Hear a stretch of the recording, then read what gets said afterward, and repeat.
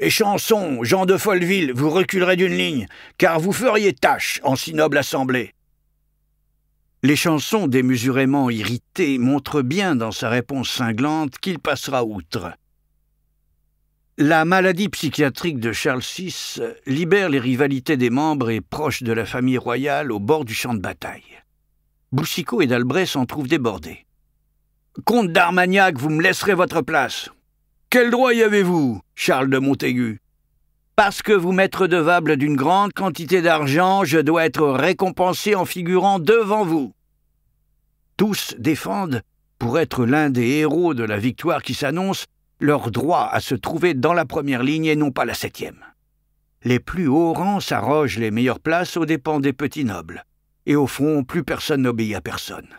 Orage, tempête dans les crânes. C'est alors que pénètre sous la toile de tente un homme en cuirasse que personne ne connaît. « Je suis Isambard d'Azincourt, le seigneur du village d'à côté dont vous avez sans doute vu la silhouette des créneaux du petit château. La bataille allant se dérouler chez moi, il est logique que j'y participe, en première ligne évidemment. »« Oh, ben il arrive bien, lui !» s'exclame le connétable à côté du maréchal qui fatigue. Isambard, émacié moustachu, a une allure d'anguille. Dans sa pauvre demi-armure simplement en fer de Bordeaux, la honte, il commence par annoncer « Ça y est, devenu torrent, la rivière près de Ruisseauville a débordé. Ses flots approchent, mes seigneurs. » Ce qui panique le responsable de l'artillerie lourde, sortant immédiatement. « Oh là là, ça va être pratique de haler les canons dans la flotte !» avant que le petit seigneur local ne reprenne la main. Hésitant à m'introduire sous cette toile de tente, j'ai d'abord écouté vos propos qui m'ont rendu dubitatif. La stratégie que vous voulez adopter sur mes terres pour contrer les Anglais me semble vouée à l'échec. Et que proposerait donc de révolutionnaire un propriétaire de minables fiefs dont personne ne réclamerait la succession ? Ricane avec mépris l'amiral Jacques de Châtillon, seigneur de Dampierre, en épluchant une pomme. Je prône une bataille de mouvement, annonce Isambard d'Azincourt qui paraît vicelard et dont le corps ondule. La tradition de la chevalerie française consiste en un affrontement direct, assène l'amiral, croquant son fruit.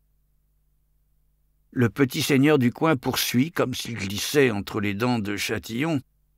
Profitez de la forêt d'Azincourt, dont je connais tous les sentiers, où, en avançant précautionneusement, comme des fouleurs de raisins, je pourrais vous guider avant de surgir en traître et de côté sur l'ennemi surpris. « Nous prendriez-vous pour des bandits de grand chemin ?» rote l'amiral. « Il n'y a pas que le résultat d'une bataille qui compte, il y a également la manière. » Et tous les barons et compagnies près de Châtillon, dans des frottements de tôles scintillantes, se mettent à se vanter de vaincre aisément l'armée d'en face, répètent leur fanfaronnade. Le connétable, du déplacement d'un index, fait comprendre à 2 gardes de s'emparer de l'intrus pour le chasser. Mais celui-ci, toujours anguille, file entre les pognes rugueuses des soldats et lance encore. « Votre avant-garde sera plus nombreuse que le corps de bataille du milieu alors qu'il faut que ce soit le contraire. » Puis il part de lui-même, se rejeter par ceux qui vont tout à l'heure saccager son champ semé de blé d'hiver, presque en haillons dans sa cuirasse à demi-épreuve, mal ajustée de seigneur autochtone retourné vers son piteux castel. Sous la tente, maintenant, des rutilants qui se croient au firmament de la chevalerie, et pas d'accord entre eux, revendiquent chacun l'honneur de conduire personnellement l'avant-garde. Il en résulte de nouvelles fougues belliqueuses devant Charles d'Albret, pris dans une autre situation qui lui échappe.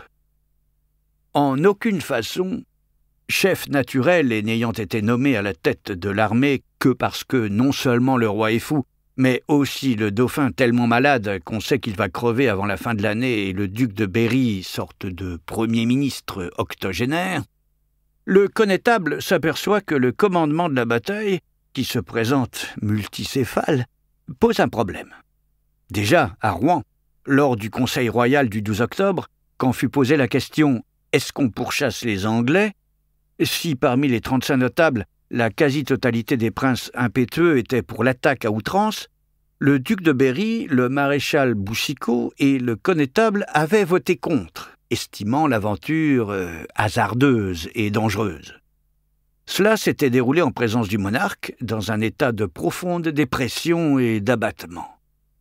Les notables votants virent qu'il avait beaucoup grossi et semblait coupé du monde, pris d'une tristesse infinie. Lorsque le presque grabataire duc de Berry s'était tourné vers sa majesté pour connaître son avis, Charles VI, rigide car ligoté d'attelle, lui avait seulement répondu « Ne vous penchez pas vers moi, ne me touchez pas.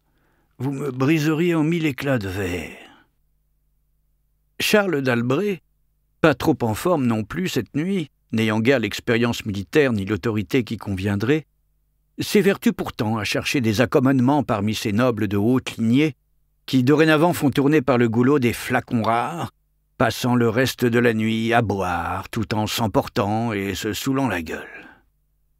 Perplexe par ce qui s'envenime autour de lui lors d'une ambiance trop explosive, et voulant en terminer avec ce bordel princier ingérable, le chef de l'armée s'apprête à prendre une décision extrême. Il jette l'éponge. « Éteignons tous les feux et allons-nous-en maintenant. Retournons vers nos provinces. »« Allons, connétable !»« Oh, veillez, cœur d'homme !» vitupère un baron près d'un comte scandalisé. « Alors, Charles d'Albret, pourquoi êtes-vous venu? Qui a peur des feuilles ne va pas au bois !»« Pourtant, le mieux serait finalement de laisser l'ennemi regagner Calais puis l'Angleterre. » insiste le contrarié boiteux à qui Boucicaut, quoique lui-même déçu par les princes trop occupés à se chicaner, conseille à l'oreille « Toute l'Europe se gausserait de l'immense, prestigieuse armée française qui viendrait faire grand bruit au bord d'un champ de bataille, puis fuirait. Maintenant qu'on est là, quand même, armés jusqu'aux dents, nous sommes 5 fois plus nombreux qu'eux, alors ça va aller, » ajoute-t-il avec assurance. À ce présage du maréchal, le connétable ne réplique rien pour briser son avis car il lui semble que Boucicaut est si grand qu'il faut le croire sur parole. Se reprenant, il annonce à la cantonade, en lisant sur le parchemin du plan de bataille la répartition des chefs dans les différents corps de son armée. « Puisque vous vous chamaillez tous afin de conduire l'avant-garde, c'est le maréchal et moi qui nous placerons au commandement en première ligne. La coutume veut que le chef de l'armée ne s'expose jamais au premier rang, mais plutôt au dernier, afin d'avoir une vision globale de ce qui se passe, rappelle le duc de Lorraine. Ainsi, il peut observer l'évolution de l'affrontement, ordonner sur les points faibles ou modifier la tactique. En première ligne, vous priveriez notre armée d'un chef, car il suffit, le coupe d'Albret. Ce sera ainsi. Et si cela ne vous convient pas, à vous, retournez à Nancy. Le deuxième corps de bataille sera mené par les comtes de Nevers, de Vaudémont, de Blamont, de Grandpré et de Roussy.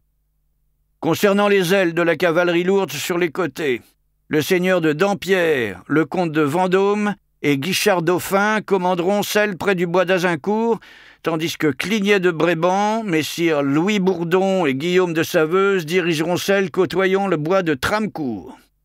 À l'arrière-garde, composé des arbalétriers, soldats d'occasion et petites noblesses de basse naissance, je nomme le comte d'Aumale, les seigneurs de Dammartin et Fauquemberg, qui devront avoir aussi de nombreux chevaux prêts à poursuivre l'ennemi dès qu'il fuira en déroute. Allez, dépêchez-vous. L'aube ne va plus tellement tarder. En piste, les artistes. Hop là !» conclut-il en entrechoquant ses petites paumes couvertes d'un cuir de buffle. Dehors, tout le monde s'affaire, malgré les mauvaises conditions météo. Suivis par David de Rambure et ses 3 fils dépités, les charrettes, débordant de pyramides d'arbalètes inondées, sont tractées vers l'arrière par des bœufs dérapant dans une sacrée gadoue. On souffle les mèches de chandelle dans toutes les tentes qui sont démontées par des soldats couverts de plaques de cuir bouillies ou vêtus d'une brigandine constituée d'un grand nombre de morceaux d'acier comparables à des écailles. On renverse des seaux de vase sur les grands feux du camp. La pluie en noie les braises. Tout le campement ressemble à une chenille qui se dépouille de sa chrysalide pour tout à l'heure s'envoler sus à l'ennemi. On fait rouler quantité de tonneaux et barriques, vide, précédant les longues colonnes de chariots d'intendance qui rejoignent Ruisseauville. Les magnifiques 1200 chevaux de guerre montés, paraissant habillés de grandes robes illustrées de motifs d'armoiries, sont conduits sur les côtés pour moitié au bord de la forêt d'Azincourt et l'autre le long de celle de Tramcourt, où les attendent des bassines d'avoine mouillées près des commandants. Alors que leurs ordres sont criés à des pages qui ne les entendent pas, « Comment ?» demande-t-il sous les trompes d'eau hurleuses. Fleur de Lys s'approche des destriers de la cavalerie lourde surchargée. De par le poids de ceux qui les chevauchent en armure et armes, et étant eux-mêmes couverts de plaques de métal à la tête, à l'encolure, au-dessus des genoux, sur la croupe et les flancs, ils supportent 150 kilos de plus et commencent à fatiguer, leurs sabots, pâturons, fanons n'étant plus visibles car profondément enfoncés dans la boue. La jolie petite pute, au continuel sourire d'Hermine, mais châle jaune, robe blanche, maintenant très barbouillée de terre et de traces de mousse verte, où est-elle encore allée se faire niquer, voit qu'un cavalier la siffle, telle une chienne de chasse dans les bois, alors elle avance vers lui. Antoine de Chartres, grand maître des eaux et forêts de Picardie, ayant été dans la soirée lui aussi fait chevalier, est assis sur sa large selle à haut dossier vertical, lui calant les reins et le dos. Fleur de Lys comprend ce qui lui ferait plaisir et s'y soumet, sur la pointe des pieds, en glissant une main entre les pièces métalliques du fold qui enserre l'entrejambe du nouvel adoubé. Le va-et-vient régulier du poignet mobile de la ribaude heurte les bords des plaques d'acier jusqu'à ce que l'autre, à plastron de Milan rehaussé d'orfèvrerie, se raidisse soudainement. La catin retire sa main devenue gluante et la frotte le long de la robe du cheval, ce qui excède le noble branlé qui, d'une cheville, lui lance un coup d'éperon doré sous la joue contre la mâchoire s'en trouvant écorchée et ensanglantée. Plaquant une paume par-dessus sa blessure, Fleur de Lys regarde vers l'autre bout du champ, du côté des Anglais, et remarque: on dirait qu'à l'horizon le ciel devient un peu plus clair. Vendredi 25 octobre 1415. Au moment de l'office chrétien de prime, vers 6 heures et encore sous la pluie malveillante, le jour commence à se lever derrière les archets anglais.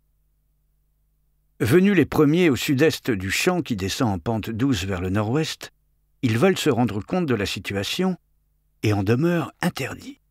« Par le sang du Christ, ô pute borgne, mais ils sont combien ?» s'exclame un ancien jongleur de foire près d'un ex-montreur d'ours qui prédit « Nous voyons le commencement du jour, mais je crois que nous n'en verrons pas la fin. » Puis s'enchaîne autour d'eux une surenchère d'expressions résignées. Nous sommes si près de l'abîme que forcément on va s'y engloutir. Telles des pommes tardives, nos pauvres corps vont tomber et pourrir. Ils nous regardent comme si on était des naufragés sur un banc de sable qui doivent s'attendre à être emportés par leur marée. S'ils soufflent seulement sur nous, la vapeur de leur puissance nous renversera. Les plus cons d'entre eux rêvent à voix haute d'une sottise irréalisable. Ce serait bien de se choper au moins un seigneur afin d'obtenir le montant de sa rançon. Mais c'est pas gagné, car au bout des sillons remplis d'une pluie qui ruisselle vers l'ennemi, l'avant-garde de l'armée française barre l'horizon d'une forêt à l'autre. A-t-on jamais vu ça au monde? Chevauchant de pauvres rosses aux flancs avachis, à la tête basse et yeux ternes qui suintent, ce sont maintenant de tristes lords, malades en armure, hasardant un regard fatigué à travers la fente horizontale de leurs bassinets en fer rouillé, qui se faufilent parmi les archets pour s'approcher au bord du champ. Découvrant en face les Français, ces gens d'armes, de petite noblesse descendus de leur monture, s'agenouillent ensuite en levant les mains au ciel, priant Notre-Dame de les prendre sous sa protection, alors qu'arrive enfin le roi d'Angleterre. Jambes arquées par trop d'années à cheval depuis l'enfance, c'est à pied qu'Henri V traverse son armée qui se fend et s'écarte pour le laisser passer. Sans couronne, ni encore d'armure, qu'on est allé quérir dans les chariots d'intendance à l'arrière, il est pour le moment vêtu d'une cape doublée de fourrure par-dessus sa tunique. Quelques personnages de haute lignée l'accompagnent, dont son oncle, le duc d'York, et le comte de Suffolk entouré de misérables drapeaux qui peinent à se déployer. Alors que par courts instants la pluie cesse, laissant apparaître des trouées de ciel bleu entre les nuages au-dessus du brouillard flottant au ras du champ, le roi anglais, d'un doigt, effleure la profonde cicatrice de sa joue droite et demande à l'un de ses commandants « David Cam, toi qui t'y connais pour estimer les foules, combien peuvent-ils avoir de combattants ?» L'autre vantard, au sourire gourmand plissant ses lèvres, et répond en ne doutant de rien « Assez pour être tué, assez pour être pris, assez pour fuir. » Henri, le cinquième du nom, dodeline de la tête, tandis que l'un qu'il faudrait appeler « Sir » constate « Il n'aurait pas été inutile qu'on ait 10 000 bons archers de plus. » Pas du genre à se laisser emmerder comme le connétable français, le jeune monarque anglais se fâche. « Taisez-vous, Hungerford. Je ne veux pas un homme de plus. Le nombre que nous formons est celui que le destin a décidé. » Ce roi dont on voit le reflet dans des flaques d'eau se trouve malgré tout en douteuse balance, sachant qu'il ne dispose que d'un maigre contingent comparé à la colossale armée se mettant en place à moins d'1 kilomètre de lui. Au bout du champ, fermé sur les côtés par 2 forêts, apparaît une 3e forêt de mâts d'étendards, lui barrant la route alors qu'il n'est plus très loin de Calais. Plusieurs milliers de bannières, de toutes les couleurs, s'élèvent au sommet de pics. De part et d'autre arrivent de grands rassemblements de chevaux et de lances dont les pointes projettent des étincelles de lumière. C'est tant et tant que ça pourrait en devenir drôle. C'est toute la puissance de la France.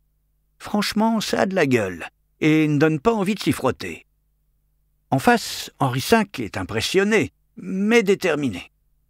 Parce que l'automne est déjà trop avalé et l'hiver trop avant, nous passerons vite la mer et rentrerons au royaume à n'importe quel prix. Il faut que ce soit ainsi. Inutile de vouloir le détourner de son but, il est prêt à tout, absolument tout, pour retrouver Londres, même à réclamer son émissaire. Oh là là, j'ai trop bouffé hier soir, je ne rentre plus dans mon armure. Habillés d'acier incrusté d'or, de perles et couverts de titres empoulés, les grands seigneurs de l'avant-garde française, aux plastrons ornés d'un soleil ou piquetés d'étoiles, forment un firmament un peu chancelant. Plutôt torché par la nuit festive qui ne fut pas arrosée que d'eau, entre des hoquets, ils regardent à l'autre bout du champ l'alignement mouvant de petits points, noirs parce qu'à contre-jour, sur la crête opposée. Au-delà des brumes et volutes s'élevant des ornières qui dégoulinent, se sachant eux-mêmes observer, les Français devinent la détresse des Anglais et gloussent en rappelant le dicton du jour « À la Saint-Crépin, les mouches voient leur fin ». Vous serez mort tout à l'heure, prévient un baron dont l'armure milanaise coûte plus de 100 livres, la solde d'un archer durant 10 ans. Le jeune néophyte Charles d'Orléans, relégué à la 2e ligne de l'avant-garde française, qui en comprend 8, fait des pieds et des mains pour s'immiscer au premier rang entre Boucicaut et d'Albret qui se trouvent épaule contre épaule devant lui. Jugé trop ignorant dans le domaine et les coutumes des batailles médiévales, il n'a pas été admis parmi les personnages les plus en évidence de par leur grande fonction nationale et ça le gonfle. Portant sous le bras gauche un magnifique bassinet en forme de tête d'aigle destiné à faire peur lorsqu'il aura glissé la sienne dedans, de la main droite, il couvre sa courte chevelure blonde d'un bonnet en cuir pour amortir les chocs au crâne, mais sitôt qu'il l'a mis, c'est comme s'il avait pris un coup sur la tête. « Regardez, en face! Un de leurs soldats vient tout seul nous affronter, et sans épée en plus. Voulez-vous que je cours le planter à coups de dague? Laissez-moi passer. » « Non, ça fait déjà un moment qu'on l'observe, » répond placidement le connétable au duc impulsif qui cherche encore à s'intercaler entre lui et le maréchal comme collé. C'est un héros d'armes en livrée qui porte la traditionnelle baguette blanche, signifiant qu'il n'est pas un combattant, mais vient porter un message du roi d'Angleterre. Il est interdit de l'attaquer. Émissaire et observateur, on doit le considérer avec respect. Oui, bon, je sais ça. Ment et s'énerve, faisant celui qui s'y connaît, le royal neveu, davantage estimé comme poète que comme guerrier, dont personne ne sait encore ce qu'il vaut au combat, mais dont Charles d'Albret poursuit l'éducation. À main droite, sur un monticule, vous pouvez découvrir la minuscule silhouette d'une autre, qui s'appelle Montjoie. Celui qui vient à nous le rejoindra après être retourné vers Henri V, et les deux, en haut de la petite colline, observeront les ébats à venir dont ils désigneront officiellement les vainqueurs. Le héros d'armes anglais, sous l'averse qui n'en finit pas, a déjà franchi presque un quart de lieue de boue glissante. Seul, il continue d'avancer, en faisant des signes afin de confirmer qu'il vient parlementer. À 10 pas de la première ligne française, il s'arrête, trempé, puis s'incline très poliment devant Charles d'Albret qui le reçoit avec courtoisie. Les deux échangent d'abord, en portant la voix, quelques mots français concernant la météo, puis l'émissaire passe aux choses sérieuses, se prosternant une nouvelle fois, humblement. Au connétable du sérénissime Charles VI, par la grâce de Dieu, Henri V, par la même grâce, vous salue et propose la paix en ce jour. La paix! N'en revient pas le chef de l'armée française estomaqué. Henri V offre de vous rendre Harfleur et même Calais, si vous nous laissez poursuivre notre route pour rentrer chez nous en Angleterre. Boucicaut, également très surpris, avoue être prêt à accepter cet étonnant arrangement, mais le duc d'Orléans, en deuxième ligne, ainsi que toute la noblesse du premier rang, pressée de vaincre, se récrie « Comment ?» S'insurgent en chœur les ducs de Bar et d'Alençon. « Nous sommes séants très nombreux, fort bien pourvus de toutes choses, et le roi, à la joue détruite jusqu'à l'œil, voudrait que nous abandonnions la bataille? Jamais !» Les hauts dignitaires français voient dans cette proposition une preuve de la faiblesse des Anglais qui les encourage. « Profitons de ce moment où nous pourrons écraser l'ennemi héréditaire, pas question de renoncer !» s'enthousiasme le comte de Nevers. D'autres comtes, deux, de Richemont et de Vendôme, en leur gloriole chevaleresque et avec la terre qui colle aux pieds après une nuit de bamboula, ont des quantités d'arguments. Suite à cette bataille, ils n'oseront plus infester nos côtes. Nous les châtirons pour leur faire sentir la verge de la France. On ne les laissera pas s'en aller rire à nos dépens après leur longue promenade chez nous. Seul le maréchal renacle.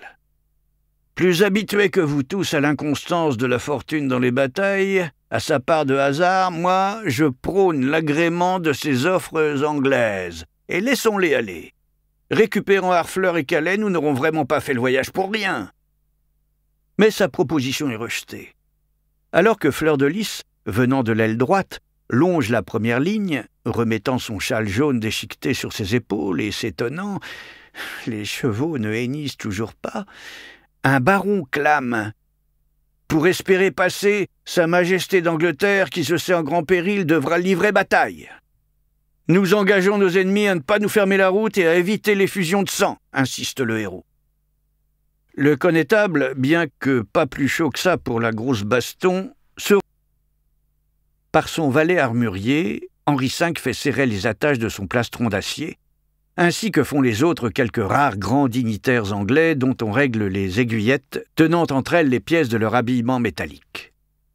Tandis qu'on présente au jeune monarque sa longue épée à la lame gravée d'une sainte vierge destinée à le protéger quand il entrera dans la mêlée, des nobles, de moindre importance, graissent eux-mêmes le cuir de leurs braies sous une chemise de maille descendant à mi-cuisse dont ils réunissent les deux pans entre les jambes contre le périnée grâce à des rivets. Ces bâtards de petits seigneurs ont des allures d'épaves inquiétantes, sorties des bas-fonds des cités pour se mettre au service du souverain. Près de pieux de bouchots couchés à terre, des archers testent la résistance du bois d'if de leur arc. « À cause de la pluie, vous ne les encorderez qu'au dernier moment, seulement quand l'ennemi se mettra en marche », rappelle un sergent double solde. Henri V a glissé sa tête dans un bassinet, fixé aux épaules de son armure par des crampons et des boucles, surmontés d'une couronne d'or soudée autour du casque. C'est celle pour les batailles. L'amovible traditionnel est resté dans l'un des chariots de l'intendance, à l'arrière.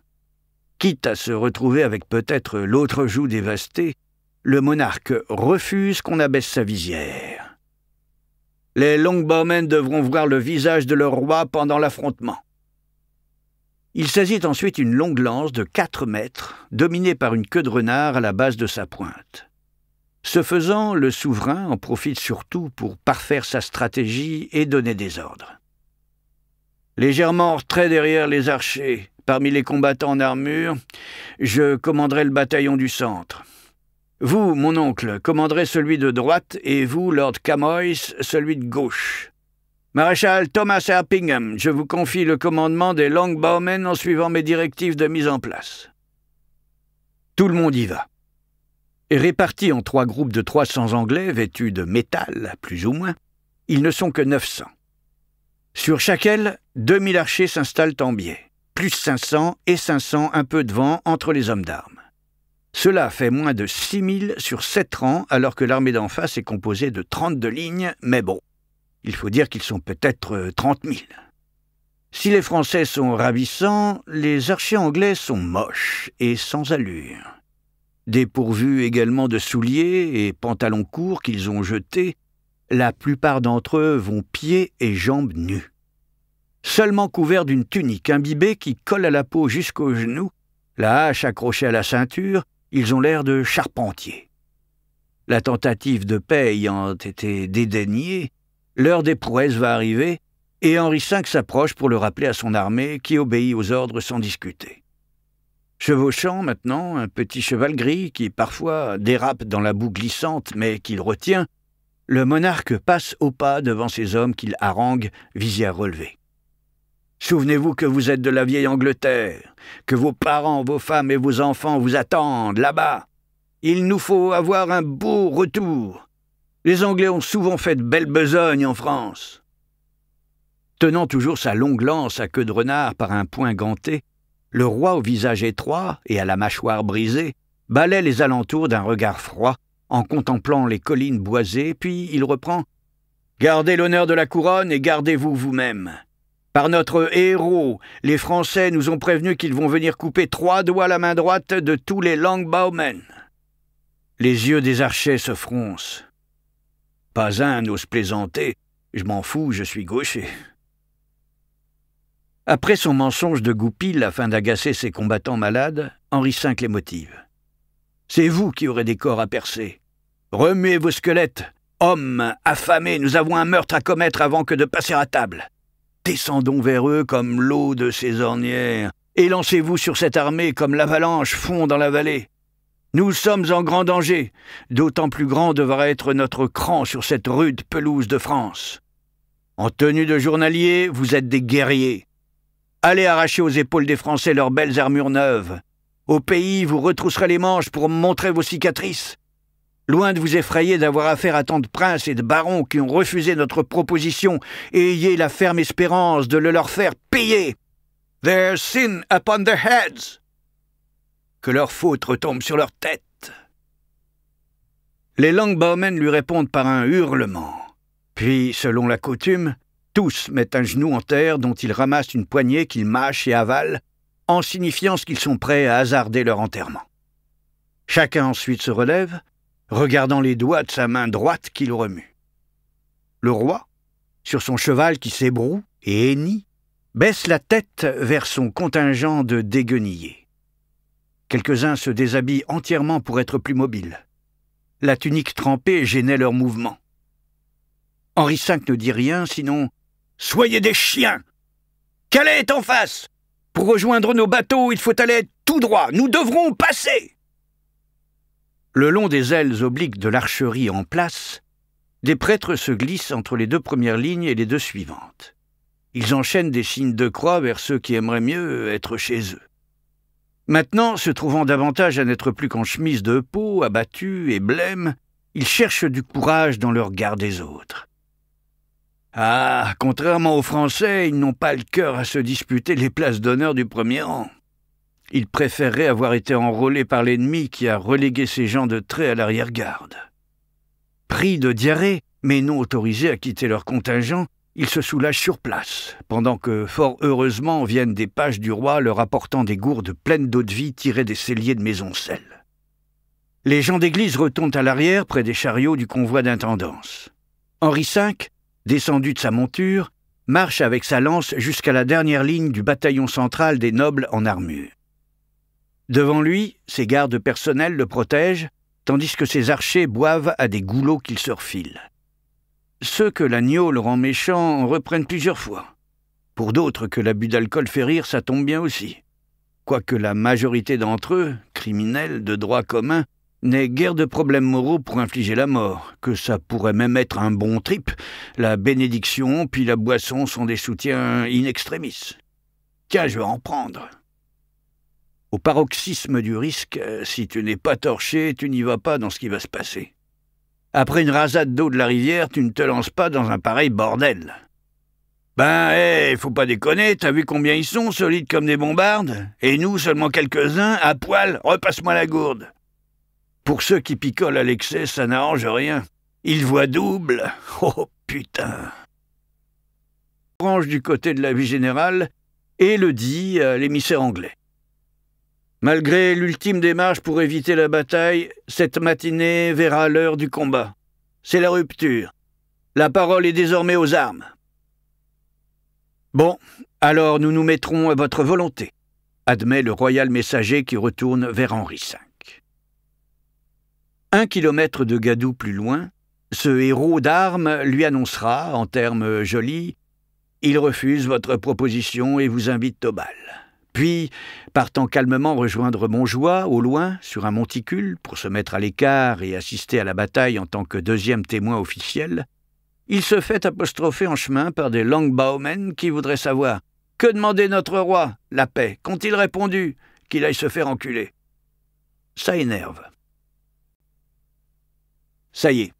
Charles d'Orléans, à force de jouer des coudes, est parvenu à s'incruster en première ligne de l'avant-garde, entre d'Albret et Boucicaut, ce qui ne l'empêche pas de gueuler « Hé, doucement derrière! Ici on se prend les pointes de vos lances dans le cul! Pensez à ceux qui sont au premier rang !» Vous n'aviez qu'à pas y venir, grommelle pour lui-même le maréchal qui reconnaît ensuite à voix plus haute. Mais c'est vrai que ce matin c'est un problème, la longueur de nos lances. Tout en essayant de se dépêtrer d'une extrémité en fer venue se glisser entre son buste et un bras, et puis d'une autre qui lui raye une spalière. Tous ces grands seigneurs, tellement entassés épaule contre épaule, et sur 8 lignes collées les unes aux autres, forment ensemble, en travers du champ, une énorme barre d'acier poli, mais trop dense. Il n'y a de la place pour rien là-dedans. Le râleur, neveu du roi, parce qu'il a reculé sa lance après en avoir abaissé la pointe, se fait vilipender à son tour. « Eh, vous! Attention fragile, comme dirait votre oncle. Heureusement que j'avais fermé ma visière, sinon vous m'auriez crevé un œil, jeune coq. » Qui c'est qui a dit ça? Qui m'a nommé ainsi? Quel chevalier de la Rosette? Homosexuel a osé? Demande aussitôt le guerrier troubadour en tentant de faire pivoter sa tête, mais ce n'est pas pratique à cause des crampons et des boucles qui bloquent son bassinet à la base du cou. Il ne peut déceler, à sa mine confuse, le fautif vanneur au bord du crime de lèse-majesté, car tous ceux agglutinés dans son dos ont la figure masquée par l'horizontale cône métallique d'une visière close qui leur donne à chacun une tête d'oiseau à gros bec et une voix non reconnaissable parce qu'étouffée dans le casque. Les plumets multicolores de jeunes autruches, plumes de faisan, de paon, surtout de paon, qui dominent leur crâne, ballottent en signe de négation collective. Pas un qui se dénonce, alors Charles d'Orléans suggère « Puisque disposées ainsi, prêtes à l'attaque, nos lances s'avèrent trop longues et gênent tout le monde, on devrait les faire de suite raccourcir de moitié. » « Mais oui, j'ordonne cela !» s'enthousiasme le minuscule voisin du poète, le connétable, dont plusieurs barres percutent continuellement le dessus de son casque et que ça commence à gaver. « Coupées par le milieu, ajoute-t-il, elles seront plus faciles à manier, plus rigides, et cesseront enfin de me coller la migraine. Déjà que nos bannières sont embarrassantes. Ah oui, les bannières !» Pendant que des quantités de valets, une scie à la main, s'immiscent difficilement entre les rangs afin de faire passer de 4 à 2 mètres les tiges de frêne terminées par une pointe métallique, arme fondamentale des batailles médiévales, c'est un délire de soie au-dessus de la chevalerie démontée, un carnaval de couleurs éclatantes. Secoué par les bourrasques de pluie, des oriflammes et étendards à foison ventellent en exhibant leurs motifs d'armoirie. Rabots, haches croisées. Des dauphins se mêlent à des dragons.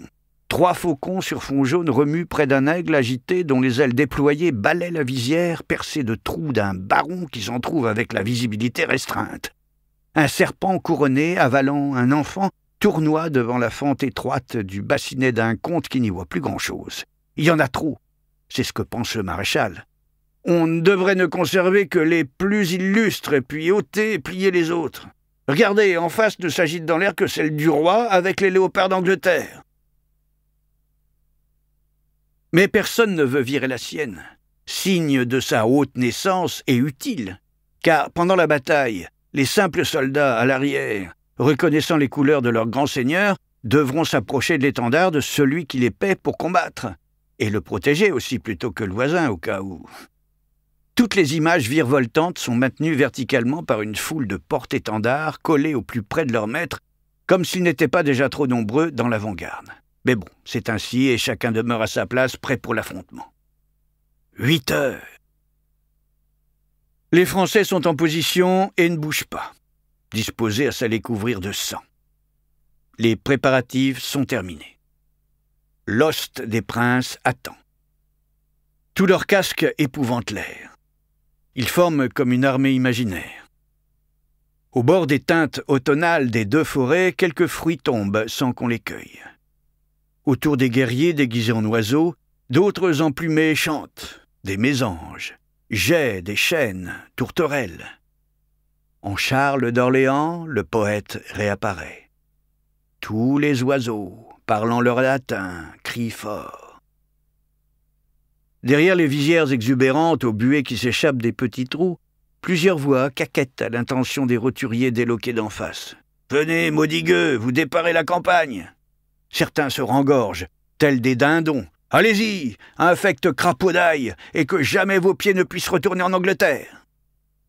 Il y en a aussi qui sifflent tout bas une note insultante entre leurs dents. Les trompettes et le corps français se mettent à sonner. Pas un homme ne bouge. L'un d'eux, bientôt, s'impatiente. « Et c'est quand qu'on part à l'attaque ?» La voix caverneuse du connétable, parce qu'à l'intérieur de son bassinet, rappelle une règle d'or du manuscrit de l'Arbre des batailles, la Bible de la chevalerie. Toutes et quantes fois que gens à pied marchent contre leurs ennemis front à front, ceux qui marchent les premiers perdent, et ceux qui demeurent cois et tiennent ferme gagnent. Alors attendons qu'ils se mettent en branle et descendent, sinon il va falloir qu'on monte et ce sera inutilement fatigant. Des hirondelles s'envolent et tout devient immobile. Une même étoile lie en ce matin les membres de la grande armée sans visage qui met son destin dans la balance, alors que Charles d'Albret, confiant, manie sa courte lance en appréciant « Ces tiges longues de 12 pieds n'en mesurant plus que 6, ah, voilà, c'est mieux !»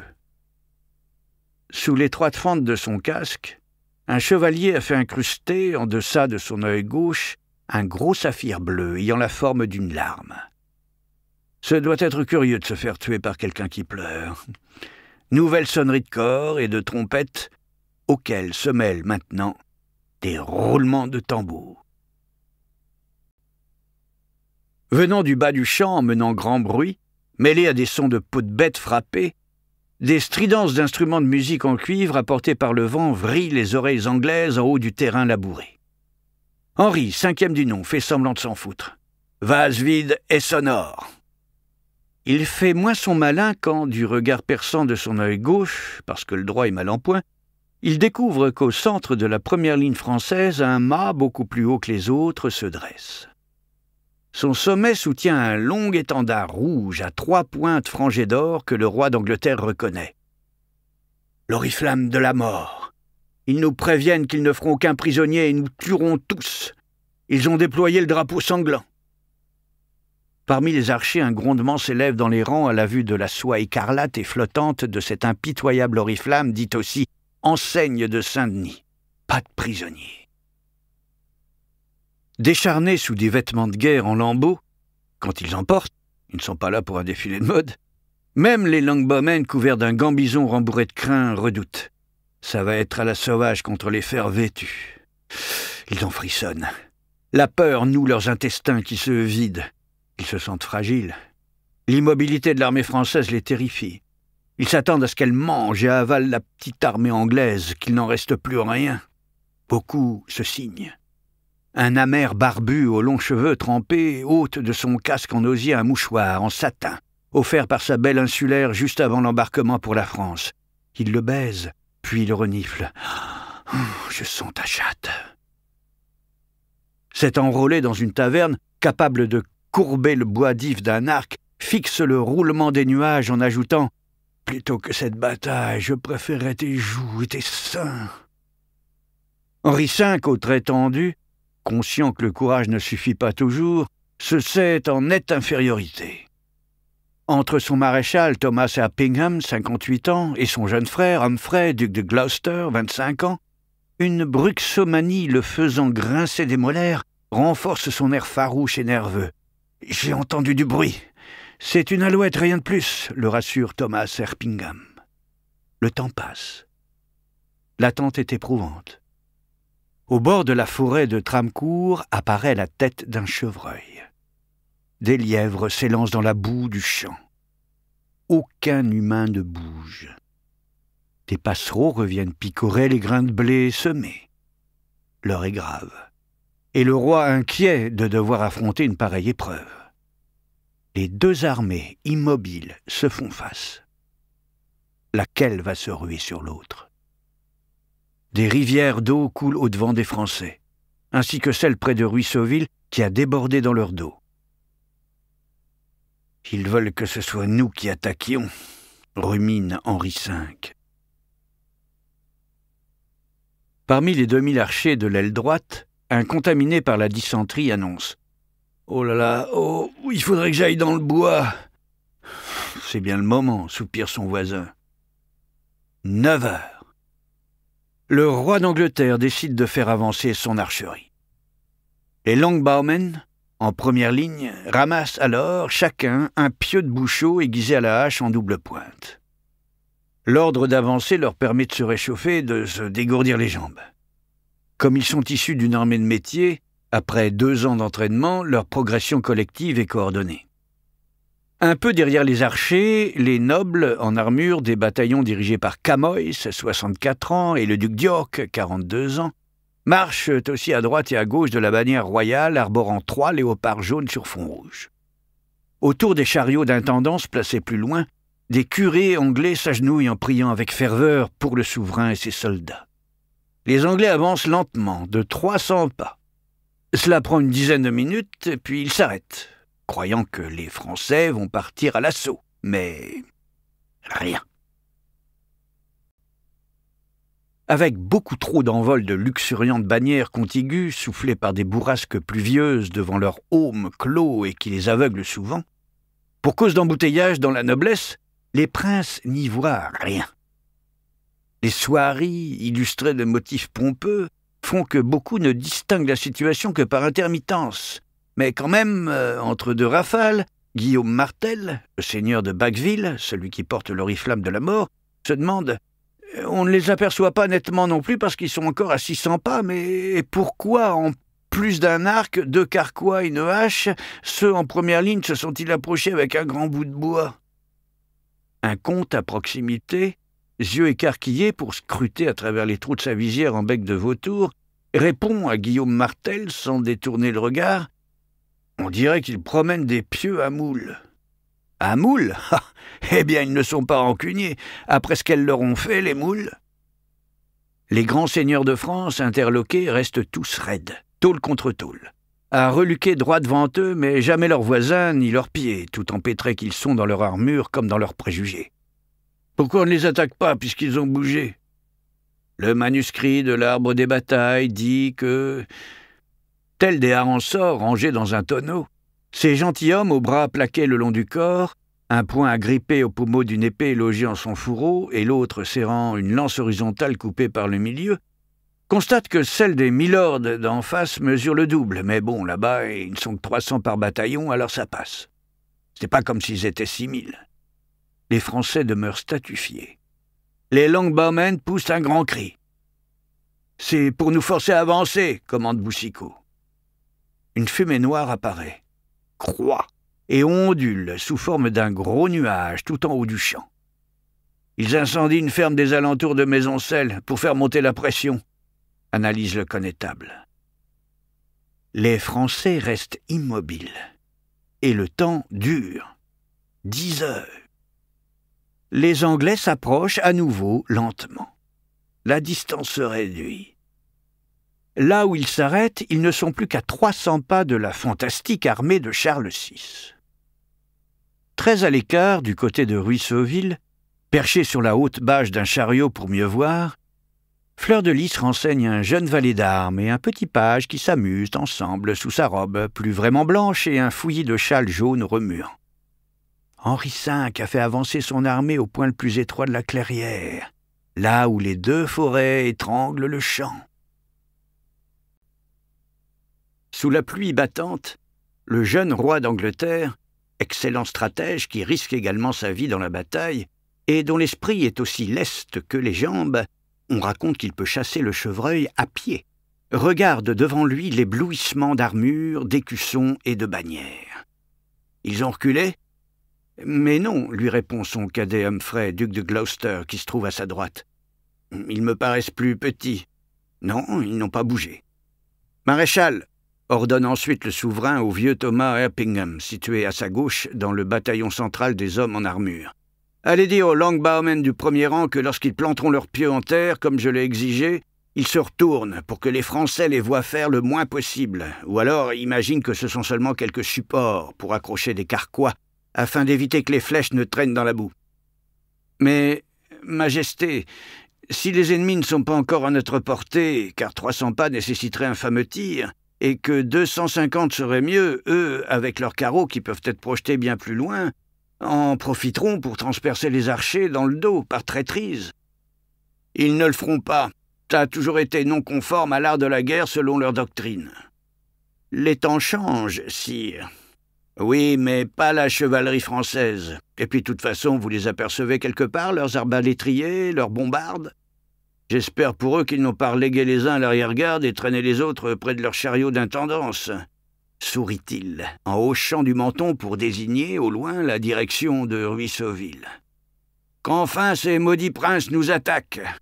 Maintenant, placés où nous sommes, je les attends, avec gourmandise. Les archers sont moins confiants que leur roi. Étant en première ligne, ils sont même très inquiets. Il y a de quoi.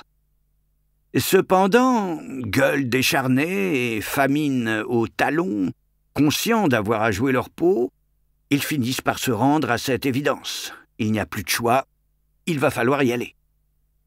Dorénavant, ils devront en finir et mourir ici, ou ils retourneront bouffer dans une taverne anglaise en compagnie de leurs belles, dont ils apprécient tellement les joues et les seins. L'un d'eux baise la pointe d'une de ses flèches, ma tueuse. Après avoir agi, concernant les pieux à moules pourris de la baie de Somme, comme a commandé le maréchal, ces avaleurs de moutons des gueux, aux choux, fixent le bout d'une corde sèche à une extrémité de leur arc, qu'ils plient ensuite de leur poids pour attacher l'autre bout du fil dont ils vérifient ensuite la tension. Ils renforcent de chanvre enroulé le milieu de la corde qui doit accueillir les encoches des projectiles. Beaucoup d'arbres n'ont déjà presque plus de feuilles, et les Longbowmen, devant et au centre, se mettent en une position répétée au pays moult fois lors d'entraînement. Sur 4 lignes, non pas agglutinées comme les fers vêtus d'en face, c'est, pour la plupart à poil, s'installent chacun à un pas de l'autre, car ils auront besoin de place pour bander l'arc.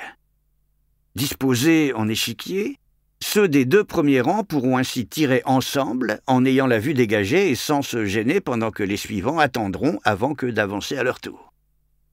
Thomas Erpingham, à cheval, les inspecte, ajuste avant la mise en mouvement. Tous les archers embrassent leur bois d'if. Leurs cœurs volettent comme des rossignols en cage. Leurs genoux tremblent. Ils tirent la corde. Leurs bras vibrent aussi. Les Français ne bougent pas. Ils ne semblent pas prêts à lancer l'assaut. On entend des chants de coqs provenant des fermes derrière les forêts. Les Anglais immobilisés grimacent d'efforts, armés de dards. Parmi cette piétaille de pauvres soldats affamés et malades, l'un d'eux soupire « C'est impossible. Thomas Erpingham, retourné près du roi et descendu de cheval, lance haut en l'air un bâton symbolique habillé d'un tissu vert bordé de fils d'or qui tournoie dans les gouttes de pluie tandis qu'il crie « No! Strike! Maintenant, frappez !»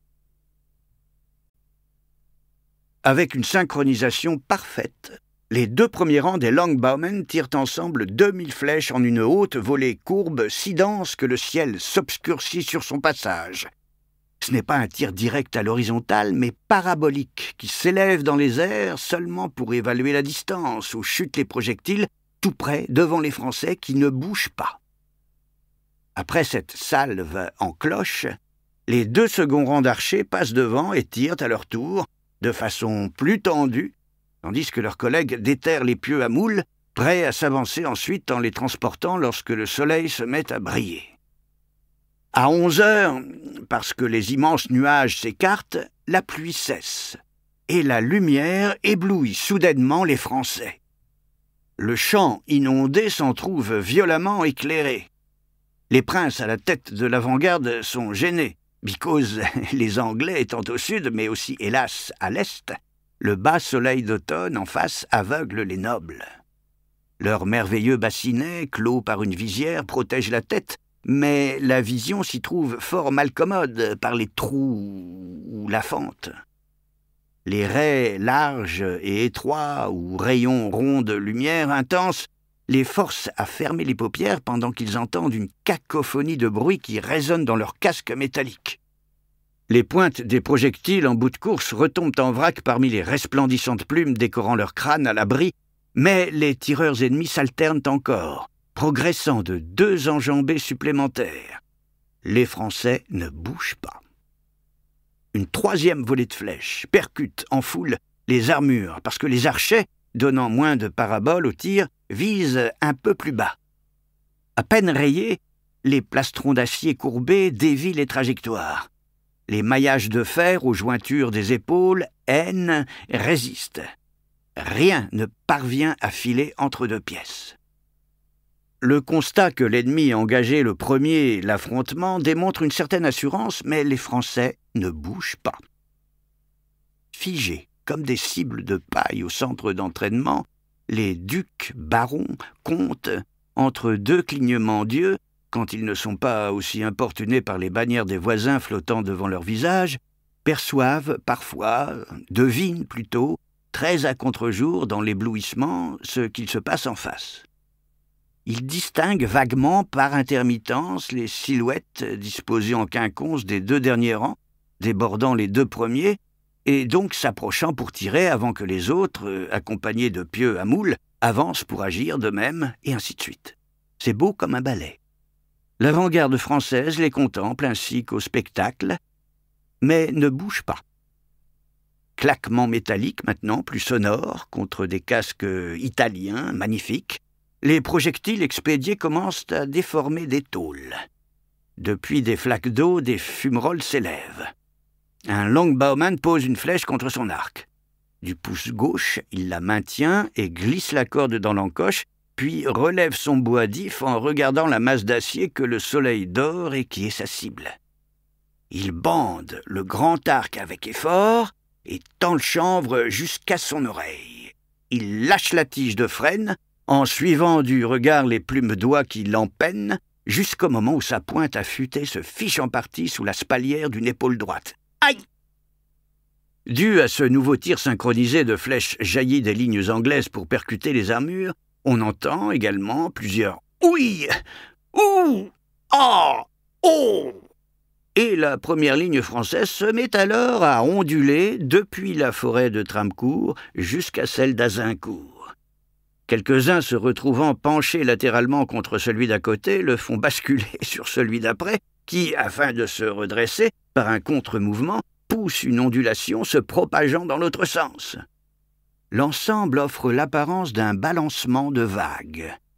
La chevalerie de l'ordre de l'Étoile et de la très noble maison ondule mais reste sur place. Les archers s'en étonnent. Il n'y en a de si hardis que n'ébahissent un tel stoïcisme. Comme par une opération magique, les Français paraissent enchantés. Les longbowmen en profitent.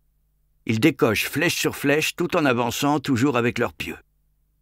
Dorénavant, à 150 pas, ils font mouche à tous les coups. Le mur de seigneurs à pied est tellement compact qu'ils ne peuvent les louper. Il n'y a aucun espace entre deux gentilshommes. À portée de tir de plus en plus courte, des rafales de 4000 projectiles partent toutes les 10 secondes. C'est redoutable. Les ducs, princes, courbent la tête et la rentrent dans les épaules alors que se trouvent troués leurs cuissards, cubitières, écailles de métal à la taille et devant les parties génitales. Des flèches pénètrent dans les défauts des armures. Lorsque l'angle est bon et que c'est de face, les tirs tendus traversent les plastrons de haute renommée. Qualité allemande, qualité allemande. À cette distance, une flèche, ça entre quand même. Si l'angle est trop ouvert, le projectile ricoche sur de l'acier milanais pour aller planter le voisin, et c'est malgré tout gagné, mais les Français ne bougent toujours pas. Les Anglais en sont sciés. Même chez des gens pourtant venus du pays du flegme, ça épate. Les Français ne bougent pas parce qu'ils ne peuvent bouger. Ils sont englués dans la boue jusqu'aux genoux. Les chevaux sur les ailes, c'est jusqu'aux flancs. 3 heures d'attente à s'impatienter en trépignant sur une telle vase, on s'y enfonce. Et maintenant, ne peut plus soulever ses poulaines. Pourquoi est-ce qu'on a attendu les Anglais à cet endroit? Situation bizarre, inouïe. À force d'essayer de ne regarder qu'en face l'adversaire, ils ne se sont pas rendus compte qu'ils s'enlisaient, et plus personne ne parvient à prendre appui sur une patte pour déplacer l'autre. En ce bourbier artois si détrempé par 10 jours et nuits d'abondantes pluies continuelles, plus la rivière près de Ruisseauville qui a débordé et l'eau descendant du camp anglais par les sillons le long de cette terre fraîchement labourée, il serait difficile pour quiconque d'y progresser. Mais alors, chaussée de fer, les plus nantis s'en trouvent les plus démunis. Les princes aux très pesantes armures complètes, exubérantes pour épater les barons, en découvrent les désagréments. Trop alourdis, ils s'enfoncent davantage dans la boue. Déjà que devant eux, ils distinguent peu de choses à cause de l'éblouissement du soleil, à l'abri de leur visière, ils ne voient rien sur les côtés car ils n'ont pas été percés de trous, au profit de décorations extravagantes en or, soudées, cherchant à impressionner l'ennemi.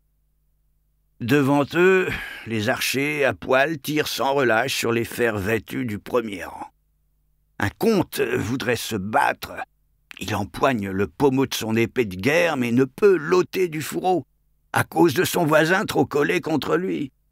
Ils sont aussi entassés qu'ils ne peuvent même pas s'emparer de leur lame, ni tendre une lance. Mais ne poussez pas! L'avantage des Français, énorme supériorité numérique, se retourne contre eux. Maintenant, n'étant plus qu'à 100 pas de la très noble avant-garde, à la distance des cibles dans les archeries où les longbowmen se sont beaucoup entraînés, d'autres milliers de flèches jaillissent. Leurs plumes brillent, la mort vole dans l'air. Il règne un chaos mortel. On aurait pu remettre la bataille par temps sec. Les archers, se sachant non menacés par des carreaux d'arbalète ni boulets de bombarde, s'en passent la langue sur les lèvres, avec appétit, alors qu'en face, ça hurle. « À l'aide! V'là-t-il pas qu'il pleut une nouvelle averse de fer, de mieux en mieux! Quelle région de merde !» Un malade de dysenterie au bout des doigts, écorché par les frottements de la corde, épaule droite et dernière phalange devenue douloureuse, peine à tracter le fil de chanvre jusqu'à son menton, mais il souffle et atteint son vis-à-vis qui crie comme une femme qui accouche. Grésil de projectiles, test de résistance des cuirasses insuffisamment blindées face au fort pouvoir de pénétration des pointes acérées, les longbowmen passent entre les pieds obliques et ne les déplacent plus en mitraillant les avides de gloire qui ont tous voulu se trouver au premier rang. Déjà décédés, Guichard Dauphin, maître de l'hôtel du roi, et les chambellans Hugues d'Amboise, Baudouin d'Ailly, Pierre d'Orgemont, mais aussi Charles de Montaigu et Bertrand de Rohan, sire de Montauban, ainsi que son échanson Jean de Folleville. L'erreur de la noblesse d'avoir réclamé la première ligne. Certains ont de drôles d'idées en cet instant, dont l'un qui demande « Quelqu'un a des nouvelles de Jean V avec ses putes ?» Non, Dommage, j'aurais bien tiré un coup. » Et il meurt. Un voile de sang a affolé son cerveau. Un autre baisse la tête. Entre les traits colorés plumes de jeune autruche qui dominent son crâne, une flèche disparaît jusqu'à l'empennage. De la cervelle blanche coule par la fente de sa visière. Menace et prolifération de malédictions de la part des immobiles gentilshommes sur qui se vide le contenu du premier carquois des archers s'emparant du second. Oh, la cadence des projectiles au tir ajusté, chaude brume et volute s'élevant du champ, vacarme de métaux. Au premier rang, beaucoup de grands noms de l'aristocratie française ont péri. Ces morts ne bougent pas, ce qui est fréquent, mais quoique debout, ils ne tombent pas non plus, ce qui est plus rare. Ils ne tombent pas car ils ne peuvent tomber. L'armure médiévale étant peu flexible, et parce qu'ils sont englués jusqu'aux genoux dans la gadoue qui les retient, leurs dépouilles ne parviennent à basculer ni en avant ni en arrière. Les nombreux succombés, sans avoir combattu, entre d'autres Français qui étouffent dans leur armure, forment un vertical rempart. Ils ressemblent aux statues alignées de l'île de Pâques. Bras ballants et une main entr'ouverte ayant lâché la lance, ils apparaissent en reflet dans de longues ornières de ciel bleu. L'archerie anglaise continue de jeter l'effroi et le chef de l'armée française, au milieu de la première ligne, panique, on peut le comprendre, mais se veut encourageant. « En avant, la cavalerie sur les ailes! Cette journée est la vôtre! Chevauchez droit vers l'anglais, car c'est là que gît le sort de la besogne !» Dans l'obscurité de son bassinet percé de minuscules trous qui assourdissent sa voix, le connétable de petite taille soulève sa visière afin de se faire mieux entendre. « Lancez la cavalerie! J'ai dit, lancez la cavalerie !» Une flèche file dans sa bouche grande ouverte et sort à la base de la nuque. Faisant partie des premiers culbutés, il a cané Charles Ier d'Albret. Il aurait dû se placer à l'arrière, comme le roi d'Angleterre.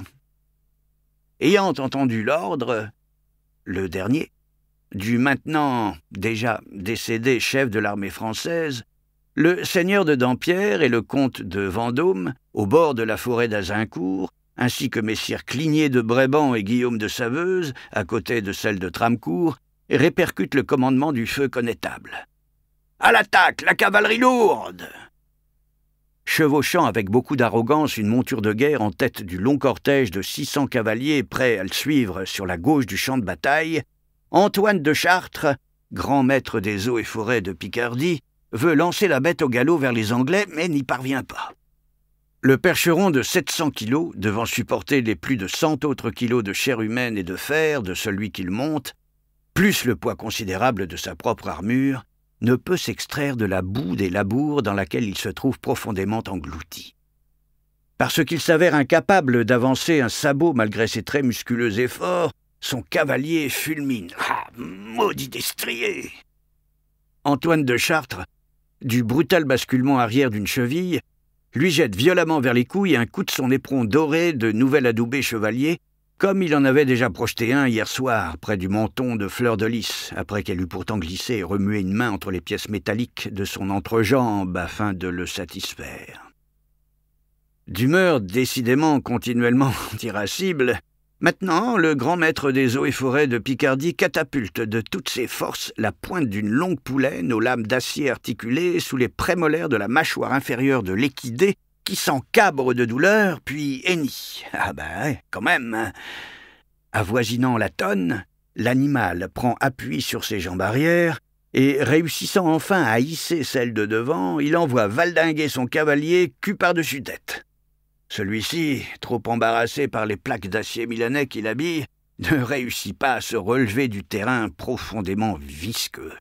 Il s'y débat, roule, tente de se remettre sur pied, mais glisse, retombe et devient comique. Il était temps.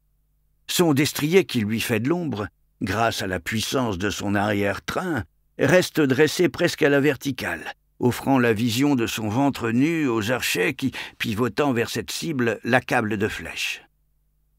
Le percheron mourant trébuche vers son cavalier, en partie englouti, qu'il va écraser. Le sabot d'une jambe avant du cheval s'abat et tranche l'épaule droite du grand maître, alors son bras se trouve expulsé de lui comme un crachat de noyau. Antoine de Chartres, par les trous boueux de sa visière, voit ce membre agité s'en aller de son corps comme s'il lui disait « au revoir ». Je cherche une larme. À l'arrière de cet incident s'apprend une position radicale, criée par la voix du comte de Vendôme. Pour rejoindre les 3 bataillons du duc d'York, d'Henri V et de Lord Camoys, cavaliers, contournez la ligne des archers. Ce n'est que merdaille, il n'y a que tuer un ennemi vêtu d'une armure comparable à la sienne qui soit une gloire. Noble ambition. Ne nous attardons pas avec cette piétaille étrangère au système chevaleresque, car ce serait y perdre notre honneur. Gueule à son tour le seigneur de Dampierre, le second commandant de l'aile gauche de la cavalerie lourde. Que chacun d'entre nous prenne d'abord appui sur ce cheval mort pour bondir au ras de la forêt bordé de grosses pierres, afin d'éviter aussi l'excès de vase. Les nobles montés, dos droit sur une selle à dossier et à coudoir, pieds glissés au creux de lourds étriers, tenant d'un poing une lance et de l'autre des rênes, éprennent leur cheval dans le but de n'aller affronter que des lords et des sirs. S'ils dédaignent s'en prendre aux archers, ceux-ci, moins bégueules, veulent bien leur tirer dessus. Pendant que les montures masquées et flanquées de métal écrabouillent de leurs sabots les côtes du percheron tué, qui, du coup, lâche de gros pets à la tronche d'Antoine de Chartres, décidément, qui se trouve lui-même piétiné par d'autres chevaux, le faisant entièrement disparaître sous plus d'1 mètre debout. Ah bah dis donc, c'était pas sa journée. Les longues bowmen vident une partie de leur second carquois sur des étalons en longue robe à pompons dorés jetant leurs cavaliers. « Ça ne se passe pas bien, ça ne se passe pas bien !» râle l'un d'eux, duc à terre, qui aura bien du souci pour se relever. Une quinzaine de canassons canardés ayant claqué, leurs carcasses gisant sur un flanc ou pattes en l'air, tapissent ce coin de bourbier et facilitent le passage au galop du cortège de la cavalerie lourde. Comme quoi, à tout malheur, quelque chose est bon. Ce qui pose en revanche un nouveau problème, c'est comment éviter l'archerie anglaise. Qu'Henri V ait positionné son armée au point le plus étroit du champ empêche le contournement de ses troupes par les Français. Le comte de Vendôme, accroché au harnais d'or de son cheval, se scandalise. « Pourquoi a-t-on laissé l'ennemi avancer jusque-là? Quel grave manque d'organisation !» À ses côtés, le seigneur de Dampierre regrette.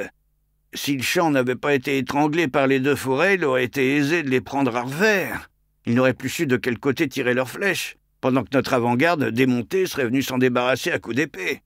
Plus qu'une seule solution, dévier notre course vers le centre, pour traverser l'archerie jusqu'au Milord en acte d'apothéose. » Sur un cheval bayard à pieds blancs et étoile au front, le comte de Vendôme s'élance, suivi par l'ensemble de la cavalerie de l'aile gauche. Celle de l'aile droite agit de même.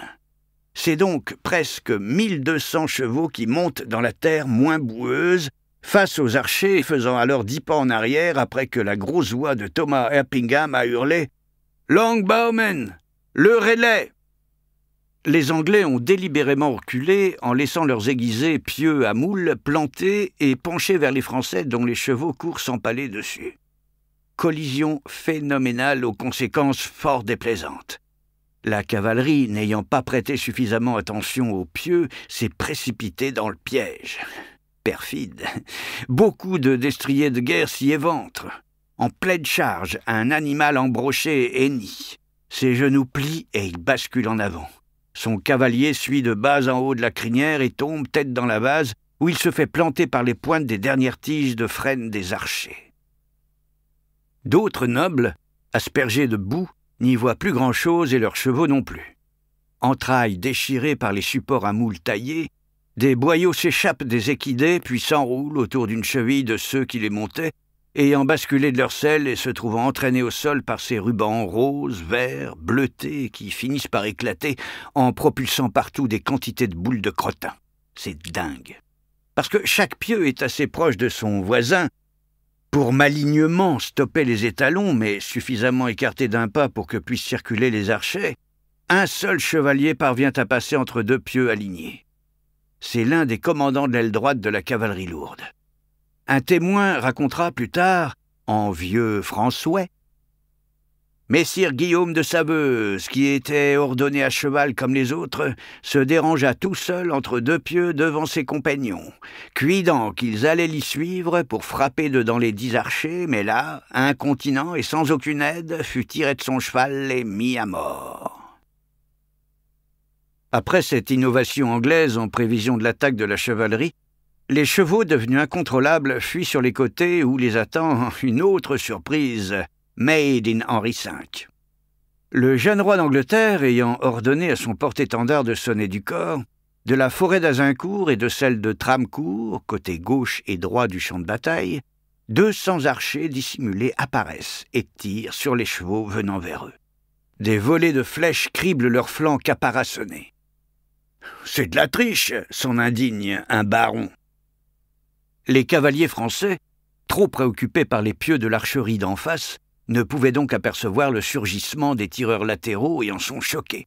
« C'est absolument contraire aux lois de la guerre. Voilà l'acte le plus scélérat qui puisse être commis. » Trop bloquée en ses immuables principes ancestraux, la fantastique chevalerie française cache sa vanité et son incapacité à s'adapter aux temps nouveaux.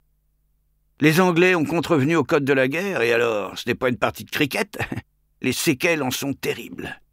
L'attaque des Longbowmen planqués dans les bois est un jeu dont les membres de l'Ordre de l'Étoile et de la très noble maison, aux yeux étonnés à l'intérieur des visières, deviennent des proies faciles, pas du tout envisagées par le manuscrit de l'Arbre des batailles. Depuis les fourrés, les tireurs continuent d'allumer les chevaux affolés qui ne savent où se diriger. Sur les côtés, ce n'est plus possible. Devant eux, où sont les pieux, n'en parlons même pas. Il ne leur reste plus qu'une solution, se retourner. Les voyant faire, une excitation roule dans les veines anglaises. Il se passe un truc. Les chevaux paniqués fuient aveuglément, chargent les Français. Par réflexe, fous de douleur à cause des flèches plantées en eux, ils tournent bride et refluent sur la première ligne de l'avant-garde des princes. Seul obstacle inoffensif. Forcément, métamorphosés en hérissons, ils y sont presque tous morts. Leurs cadavres, maintenus verticaux par le profond bourbier qui les retenait, se trouvent carambolés comme des quilles. Les dépouilles se renversent. Elles chutent enfin ou sont projetées haut en l'air telles des poupées de chiffon qui retombent sur les rangs suivants. Fut l'avant-garde toute fendue en plusieurs lieues. Les ducs, comtes, barons, en selle, peinent à tenter de maîtriser leurs montures, qui viennent semer le désordre dans les 8 premiers rangs et qui défoncent de leurs sabots au lourd fer de guerre d'autres grands seigneurs avec lesquels ils trinquaient en riant la veille au soir. Mêlés au fracas des plastrons complètement emboutis, faisant éclater les rivets, au hennissement désespéré des bêtes cherchant refuge, les voix des cavaliers préviennent « Chaud devant !» Lors de la volte-face chevaline pour traverser les 3 corps de bataille successifs, plutôt que de galoper vers l'ennemi, certains compagnons d'armes protègent des bras leur casque emplumé, en gueulant « Pourquoi personne n'ordonne de remettre de l'ordre là-dedans? Il est où le connétable? Mort!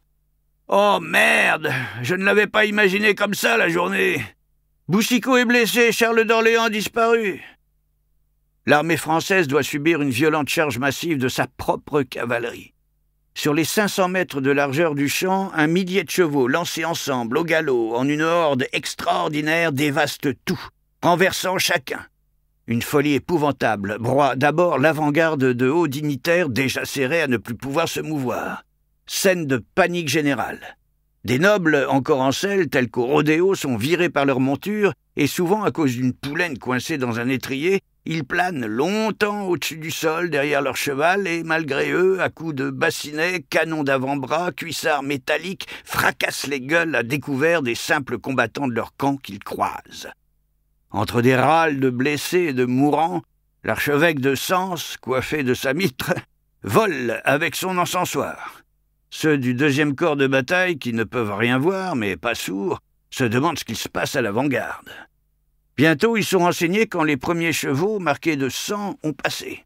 La cavalerie française déferle en foule vers la mort. Des Français.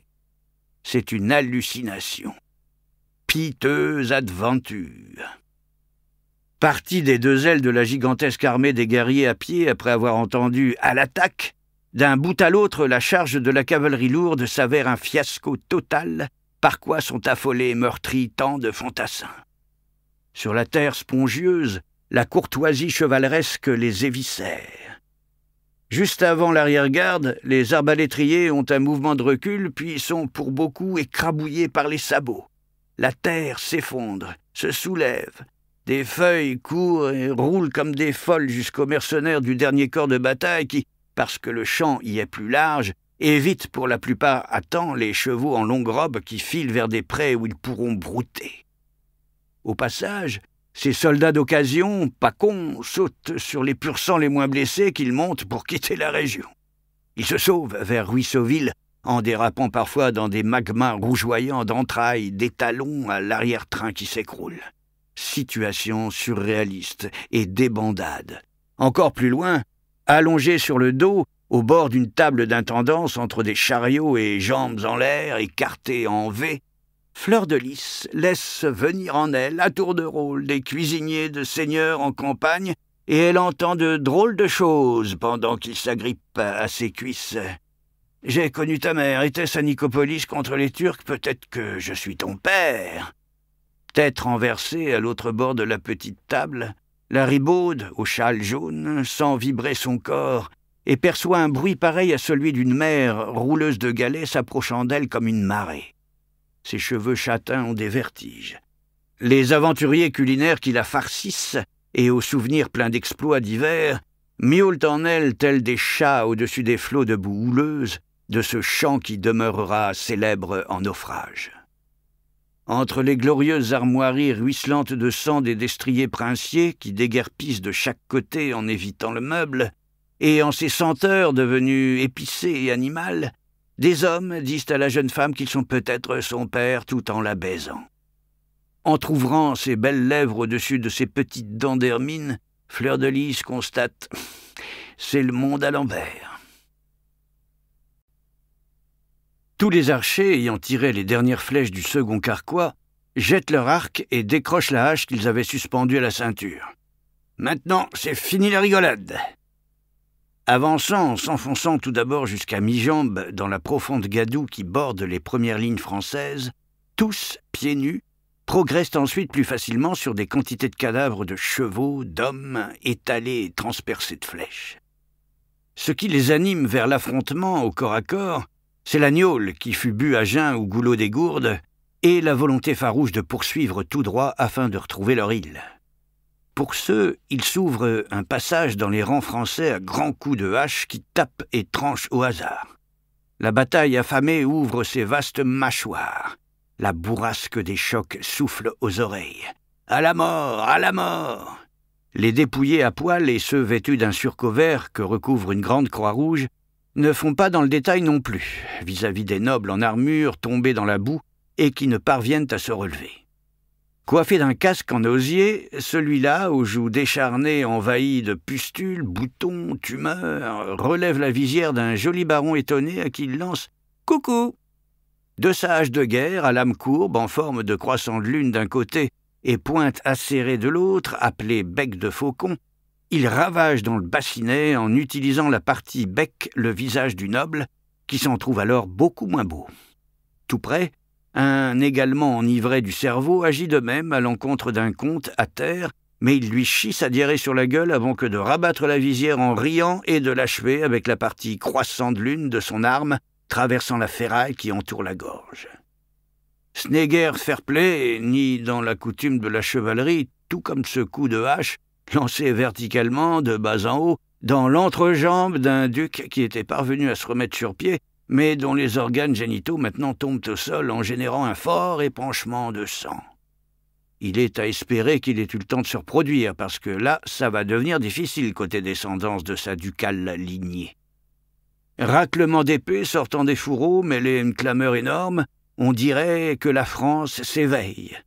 Sa noblesse presque aveugle dans le noir des bassinets se bat en lançant des coups de longue lame n'importe où, souvent dans le vide, alors que les Anglais qui voient tout savent où ils frappent. Ce qui entre dans le grand corps de l'armée française est viral. Certains archers sont venus aussi avec la corde de leur arc pour étrangler leurs ennemis sans visage. Les Anglais déferlent. On a maintenant l'impression que ce sont eux les plus nombreux.